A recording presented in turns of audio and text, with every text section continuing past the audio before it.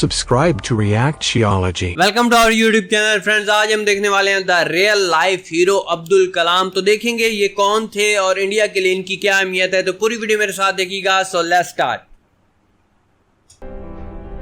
अबुल पकिर जैनुल आबिदीन अब्दुल कलाम यानी एपीजे अब्दुल कलाम, वो कलाम जिसे इंडिया का मिसाइल मैन कहा जाता है, एक ऐसा इंसान जिसे देश ने 20वीं सदी में बतौर सबसे बेहतरीन और जरूरी साइंटिस्ट के तौर पर देखा और 21वीं सदी में पूरी दुनिया ने इसी कलाम को भारत के सबसे लोकप्रिय राष्ट्रपति के तौर पर देखा।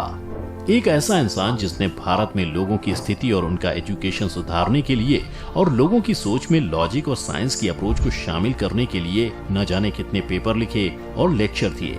और सिलसिला ऐसा था कि उन्होंने अपनी आखिरी सांसें भी आईआईएम के बच्चों को कुछ सिखाते हुए ही ली थी। यही कारण है कि उन्हें देश से इतना प्यार मिला कि महात्मा गांधी के बाद सबसे ज्यादा फर्जी कोर्स किसी के नाम पर वायरल हुए तो वो हमारे 11वें राष्ट्रपति एपीजे अब्दुल कलाम के नाम पर ही हैं। इसीलिए आज की इस वीडियो में हम आपको बताएंगे कि कैसे कलाम ने एक साधारण आफ्ताब इकबाल को मैं सुन रहा था, उसने बोला था कि पाकिस्तान से ना इंडिया का तालीमी निज़ाम जो है ना, यहाँ पाकिस्तान का यहाँ है ना, इंडिया का यहाँ है। म्यार जो तालीम को होता है, बच्चों को समझ कैसे आती है, पढ़ाने का तरीका, तो उसने बोला था कि इंडिया का सारे तालीमी निज़ाम का सेहरा अब्दुल कलाम को जाता है। ये अपनी ज़िंदगी में मेरे ख्याल में वज़ीर तालीम भी रहा है और इसने इंडिया की काया पलट दी थी तालीम के मैदान में। बच्चों को कैसे पढ़ाना है, हमारी तरीकाकार क्या होगा, सब में। मुस्लिम परिवार से निकलकर सबसे लोकप्रिय राष्ट्रपति बनने का सफर तय किया। 15 अक्टूबर 1931 को तमिलनाडु के रामेश्वरम में पैदा हुए कलाम एक मुस्लिम होने के बावजूद भी कभी अलग और देश का हिस्सा ना होने जैसी भावनाओं के करीब नहीं पहुंच पाए। उनका बचपन ही कौमी एकता के एग्जाम्पल के बीच गुजरा। अगर कलाम की शुरुआती पढ़ाई की बात करें तो उनके मन में पढ़ाई के लिए जो इच्छा जगी उसके पीछे जिम्मेदार था सेकेंड वर्ल्ड वॉर, क्योंकि उस दौरान जब इंडिया को अलाइड फोर्सेस ज्वाइन करने को कहा गया तो देश में इमरजेंसी जैसा माहौल पैदा हो गया। रामेश्वरम पर इसका असर ऐसा पड़ा कि वहाँ के हॉल्ट पर ट्रेनें रुकनी बंद हो गयी। तो पहले जहाँ हर सुबह अखबार ट्रेन से उतारे जाते थे, अब उन्हें रामेश्वरम स्टेशन आने पर ट्रेनों से फेंकना पड़ता था। तो अब न्यूज हॉकर के साथ ही ट्रेन से अखबारों के बंडल फेंकने के लिए भी एक आदमी की जरूरत थी। अच्छा। कलाम ने वो काम पकड़ लिया। इससे पहले वो बस सुबह सुबह अखबारों में तस्वीरें ही देख पाते थे, क्योंकि उन्हें पढ़ना नहीं आता था। इसीलिए उनके मन में उसे पढ़ने की बहुत इच्छा रहती थी, जिसके बाद उन्होंने अपनी शुरुआती पढ़ाई शुरू की। कलाम जब 15 साल के हुए तो उन्होंने दूसरे शहर जाकर पढ़ने की इच्छा जताई। उनके पिता ने हामी भर दी। वो चाहते थे कि कलाम कलेक्टर बने, लेकिन कलाम तो समंदर के ऊपर उड़ती चिड़िया और तारों को देखकर अपना भविष्य चुन चुके थे। इसीलिए वो आगे गए और उन्होंने अपनी पढ़ाई पूरी भी की और फिर उन्हें 6 महीने की ट्रेनिंग के लिए अमेरिका की स्पेस एजेंसी नासा में भेजा गया, जहां उन्होंने रॉकेट लॉन्चिंग तकनीक सीखी। नासा में काम करने के दौरान वो वर्जीनिया के वालोव्स फ्लाइट फैसिलिटी में गए, जो नासा के साउंडिंग रॉकेट प्रोग्राम का बेस था। वहाँ के रिसेप्शन में एक पेंटिंग ने उनका ध्यान खींचा। उस तस्वीर में उन्होंने देखा कि एक जंग के मैदान के ऊपर कुछ रॉकेट्स उड़ रहे हैं, मगर जिस चीज ने उन्हें सबसे ज्यादा चौंकाया वो था युद्ध में लड़ रहे सैनिकों की चमड़ी का रंग। वो कोई गोरे सैनिक नहीं थे, बल्कि उनकी चमड़ी का रंग अब्दुल कलाम की ही तरह दक्षिण भारतीयों का रंग था। गौर से देखने पर पता चला कि वो सैनिक टीपू सुल्तान की सेना के थे, जिन्होंने अंग्रेजों से लड़ते हुए रॉकेटरी की कला में महारत हासिल की थी। अब्दुल कलाम बहुत खुश हुए जब उन्होंने अपने वतन के टीपू सुल्तान को अमेरिकियों द्वारा वॉरफेयर रॉकेटरी का हीरो मानते देखा। इसके बाद अब्दुल कलाम जल्द ही भारत लौट आए। कलाम के भारत लौटने के कुछ वक्त बाद ही 21 नवंबर 1963 को भारत का पहला रॉकेट लॉन्चिंग प्रोग्राम हुआ। ये रॉकेट नासा में बना था और भारत में असेंबल हुआ था। चूँकि ये सब भारत के लिए बहुत ही नया था, इसलिए उस लॉन्चिंग में कई तरह की तकनीकी दिक्कतें आईं, लेकिन रॉकेट लॉन्च सफल रहा। उधर अमेरिका के राष्ट्रपति जॉन एफ कैनेडी की भारत के रॉकेट लॉन्च के अगले ही दिन हत्या कर दी गई, जिसके बाद से भारत के पास से अमेरिका का सपोर्ट भी खत्म हो गया। जिसके बाद भारत में कलाम ने डॉक्टर विक्रम साराभाई, प्रोफेसर सतीश धवन और ब्रह्म प्रकाश जैसे वैज्ञानिकों और एकेडमिशियंस के साथ रॉकेट साइंस के क्षेत्र में काम किया।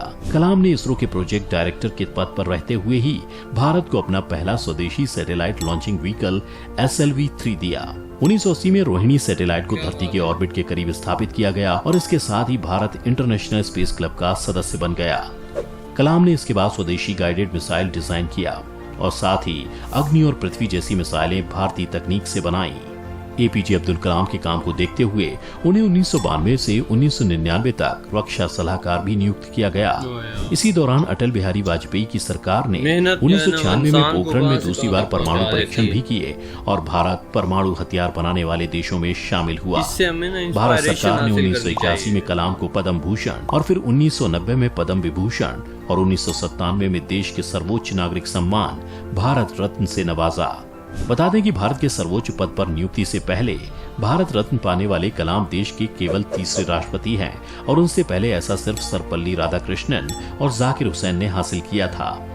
लेकिन आपको बता दें कि अटल बिहारी वाजपेयी उन्हें बहुत पहले से ही अपनी सरकार में शामिल करना चाहते थे, लेकिन शुरुआत में कलाम ने राजनीति में आने से मना कर दिया था।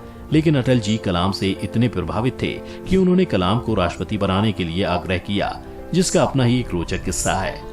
अपनी किताब turning points a journey through challenges में डॉक्टर कलाम लिखते हैं कि वो एनआई यूनिवर्सिटी के कैंपस में दिसंबर 2001 से काम कर रहे थे, जहां काम करने का उनका मकसद ये था कि वो पोस्ट ग्रेजुएशन स्टूडेंट्स के लिए 10 लेक्चर्स का एक कोर्स तैयार कर सकें, जिसमें उनके राष्ट्रीय मिशन से जुड़े अनुभव भी मौजूद हों। लेकिन दिसंबर 2002 की एक सुबह जब उनके उस कोर्स का 9वां लेक्चर खत्म हुआ और वो क्लास लेकर लौट रहे थे, तभी यूनिवर्सिटी के वीसी प्रोफेसर ए कलानिधि उनके पास आए और उन्होंने कहा कि सुबह से कई बार उनके ऑफिस की घंटी बज रही है और कोई कलाम से बात करना चाह रहा है। जब कलाम उनके साथ उनके दफ्तर पहुंचे तो उस वक्त भी घंटी बज रही थी और फोन उठाते ही सामने से आवाज आई, प्रधानमंत्री आपसे बात करना चाहते हैं। बस इसी एक कॉल के बाद डॉक्टर एपीजे अब्दुल कलाम की पूरी जिंदगी बदल गई।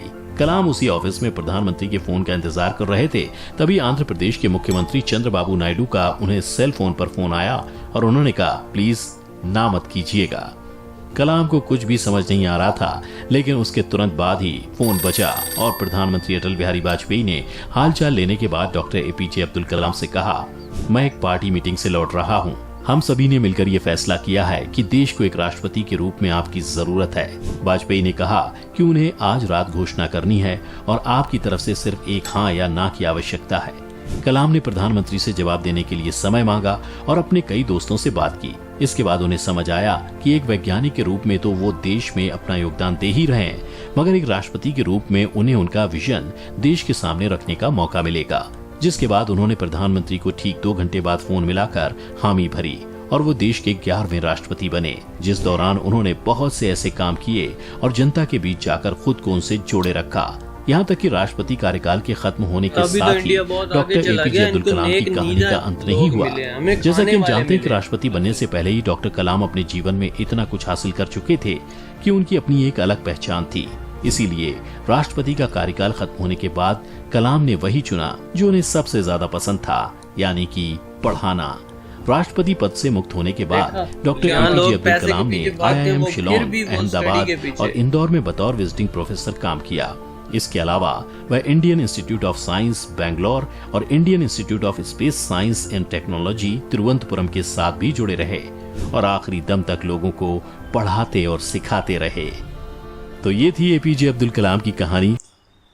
यार ऐसे जो लोग होते हैं ना, ये वाकई में ये सरहद से बालातर होके हमारी ज़िंदगी में ऐसे नमूने होते हैं जिनको देखकर हम बहुत कुछ सीख सकते हैं और अपनी ज़िंदगी के लिए एक नमूना बना सकते हैं। देखो कि वो ट्रेन में अखबारें फेंकता था, उसको अखबार पढ़नी तक नहीं आती थी और उसने तब फैसला किया मैं ये अखबार पढ़ूंगा, और अब एंड पर उसकी जिंदगी के एंड पर देखो दुनिया के अजीम तरीन साइंसदानों में से एक था जिसने इतने मिसाइल बनाए, इतने स्पेस में वर्क किया। सब चीजों के पीछे सिर्फ उसकी मेहनत थी और लगन शौक था। शौक ना हो, मेहनत जितनी मर्जी करते रहो, ये चीज जो है ना ये हमें बहुत आगे लेकर जाती है। फिर एंड पर जो हुकूमत में आया फिर भी उसने अपना शौक यही रखा है कि तालीम पर तवज्जो दे, बच्चों को पढ़ाए, आगे आगे इल्म फैला रहा था। ये वीडियो देखने का सिर्फ हमारा ये मकसद नहीं था कि अब्दुल कलाम के बारे में जाने। मेरे ख्याल में ऐसे इंसान पाकिस्तान और इंडिया के दरमियान तकसीम का बायस नहीं, मिलाने का बायस बने थे। मतलब कि ये जो टीपू सुल्तान की फौज की बात बता रहे थे, उस वक्त तो हम अंग्रेजों से आज़ादी चाहते थे ना, उस वक्त ये कॉन्सेप्ट नहीं था हमारा कि पाकिस्तान बनेगा या इंडिया बनेगा, ये तो बाद में फैसले हुए। लेकिन जब अंग्रेजों थी तो हिंदुओं, मुसलमानों, सिखों ने मिलकर जद्दोजहद की थी अंग्रेजों के खिलाफ। इस बात को जहन में रखना। और ज़बरदस्त था यार, ज़बरदस्त। मेरे लिए तो वाकई में ये रोल मॉडल हैं और इनके बारे में पहले बहुत सुना था लेकिन आज डिटेल में देखा है। आपको वीडियो कैसी लगी ये लाजमी अपने ख्यालात बताइएगा। वीडियो अच्छी लगी हो लाइक और शेयर करें। अपना ख्याल रखें। Bye bye.